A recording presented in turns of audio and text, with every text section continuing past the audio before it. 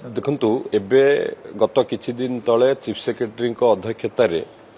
4111 କୋଟି ଟଙ୍କାର ପ୍ରୋଜେକ୍ଟକୁ ଅନୁମୋଦନ ଦିଆଯାଇଥିଲା। ଯଦି जो ड्रोन मल्टी ड्रोन रो जो मैन्युफैक्चरिंग कथा कहउछन जो प्रोजेक्ट को अनुमोदन दिया जाइछि आपण माने समस्त जानिथिबे आईजी ड्रोन विषय रे आईजी ड्रोन से जने हमर ओडिया स्टार्टअप जे ड्रोन तयारी करथिले ऑपरेशन सिंदूर रे से ड्रोन व्यवहार होता ये आम समस्त ओडिया एक गर्वर विषय एवं से कंपनी इन्वेस्टमेंट करने जो 300 करोड़ इन्वेस्टमेंट करने जो प्रपोजाल देइथिला ताको अनुमोदन दिया जाइछि। या द्वारा 1000 रु ऊर्ध्व नियुक्ति संभावना भी सृष्टि होबा एवं विशेषकर जो मल्टी ड्रोन मैन्युफैक्चरिंग करिवे सेथिरे से सुसाइड ड्रोन मिसाइल आमर मिलिटारी रोबोट ये सबूर मैन्युफैक्चरिंग करेबे। सुसाइड ड्रोन आमर ड्रोन रे जो बम जाई कि जोटा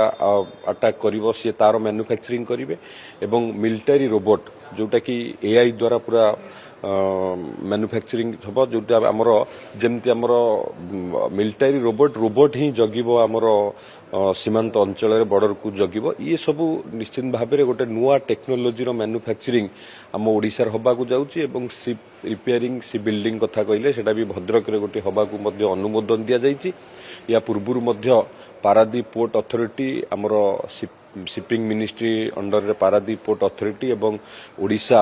सरकार को भितर ओडिशा मेरीटाइम बोर्ड रे मध्य चुक्ति होईची। आमर केन्द्रापड़ा जिल्ला रे मध्य एक निर्माण हबा पई मध्य चुक्ति होईची। तो एबे ओडिशा को ओडिशा रे आपण मान जे देखिबे विभिन्न सेक्टर इन्वेस्टमेंट ये जो 4111 कोटी टंकार दिया गला एथिरे विभिन्न सेक्टर रो इन्वेस्टमेंट देखा आमर डिफेन्स फार्मा रो बहुत गुडे इन्वेस्टमेंट अपारेल गारमेंट एमती डिफरेंट सेक्टर रो इन्वेस्टमेंट आसीची। एवं पूर्वरु मध्य आमे